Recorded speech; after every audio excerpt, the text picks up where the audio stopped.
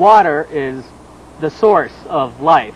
Ancient civilizations used to choose a location close to a major source of water as the ideal place to build the foundations of their societies. Water was needed for their crops, to drink, to wash their clothes, for travel, trade, ports, etc., etc. The critical importance of water is readily observed in an archipelago like the Philippines, which consists of over 7,000 separate islands. And the Cagayan province, home of the Cagayan River, is a perfect illustration of this. I'm here at the spot where the Pacific Ocean feeds into the Cagayan River, a connection that helps explain why all the reference books refer to it as the longest and mightiest waterway in the Philippines. The longest, the mightiest, the strongest, the most impressive, all the superlatives apply. So let's visit the Cagayan province and discover its people, its way of life, and the river that flows through the center of it all. In Paris, local life does not revolve around the Eiffel Tower.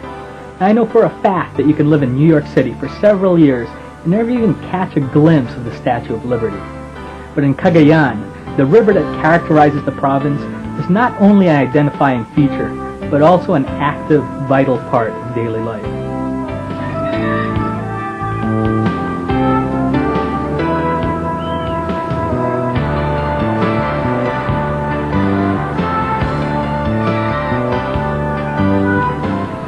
It's great if you see the people in the river, they're taking a swim, but they're wearing all their clothes. As a matter of fact, they got sweaters on, they got jackets. And I thought, well, maybe they're doing laundry while swimming at the same time. What it is they don't want to get sunblocked, so they're completely covered while cooling off in the water. It's an interesting sight.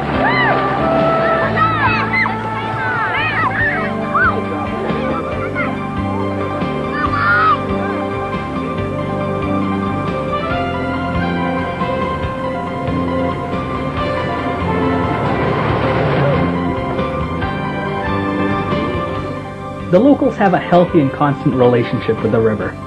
And once a year, the municipality of Peña Blanca, on a tributary called the Pinakanawan, they hold festivities in honor of both the river and the people that care for it.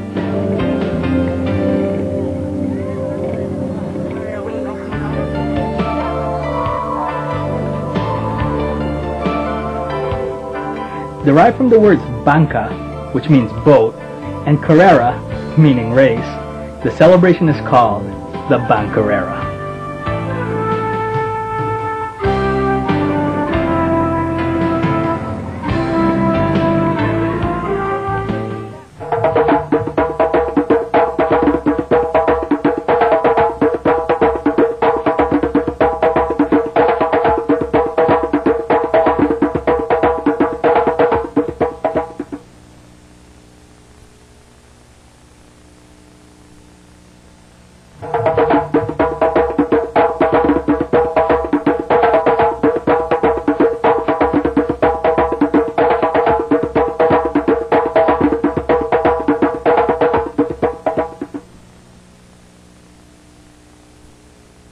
It's a big day. We drove 13 hours to get here. It's Bancarrera 99. We got all sorts of competitions. We have single men's boat races. We got single females boat races, 3-person team races. Right now there's a swimming competition going on behind me. Afterwards there's also going to be some diving competitions. It's exciting. There's a lot of people around. There's a lot of activity. There's a lot of energy and anticipation. I'm glad to be here. We're going to see what's going on. Maybe we'll check out a couple of caves while we're in the area.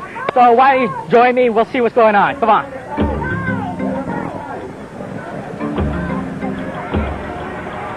The Bancarrera draws a big crowd, but it doesn't get crowded.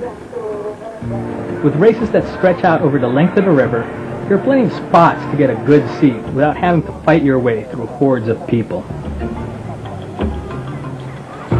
Sometimes, it gets hard to tell the spectators apart from the competitors. The river belongs to everyone, of course, even on this day of festivities.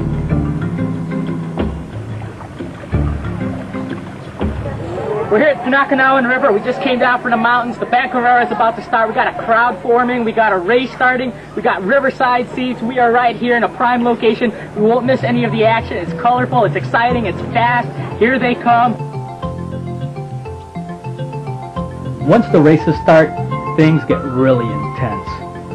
Sure, there's a couple of $1,000 of prize money at stake, but more importantly, pride is on the line. And if you think they're taking things lightly, then please explain to me why good friends are ramming each other into the rocks. See what I mean?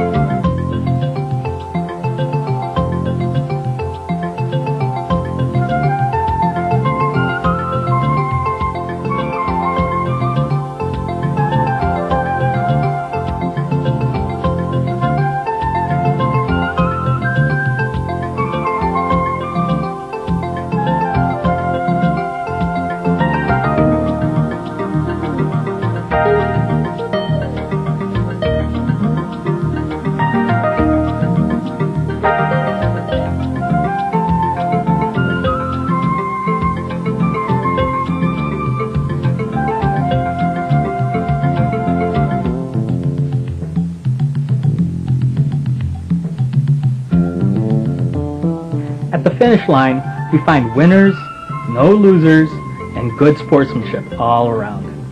Even from the top competitors that were cutting each other off just a few moments ago. It's a celebratory atmosphere. The sun is out, the boats are fast, and the river is beautiful, as always.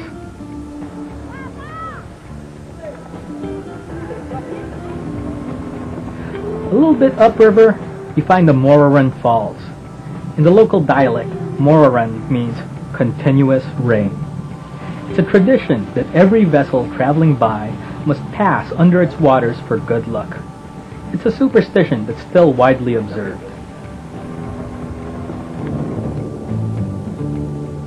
As you cruise up and down the river, you notice that you can see the entrance to the Callao Caves, considered by most visitors to be the primary attraction of Peña Blanca.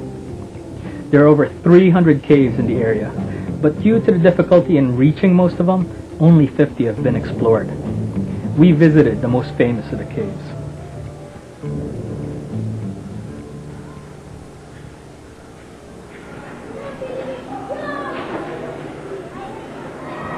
We're here at the entrance to the Callao Caves, some wonderful natural rock formations here. And we've got a special treat inside of the cave. Is a chapel, so why don't we take a look at it.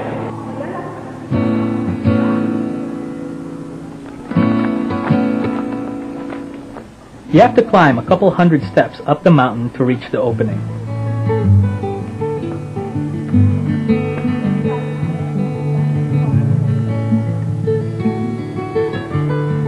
The chapel inside the cave is not merely a decorative, aesthetic consideration. They actually hold services here for the community.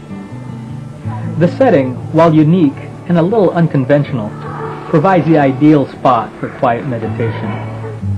But even if things are peaceful and quiet high above sea level, don't be fooled into thinking that you're the only one spending time in the caves. There were others who got here first. The caves are home to thousands and thousands and thousands of bats. If you forget about them, they can make a spectacular display of their presence to remind you. Every evening, at 6 o'clock, like clockwork, the bats all leave the cave and fly into the night skies of Peña Blanca, only to return before the sunrise. As you can see for yourself, it's quite a dramatic sight. And if you're a predatory hawk, it also serves as a good opportunity to catch a meal.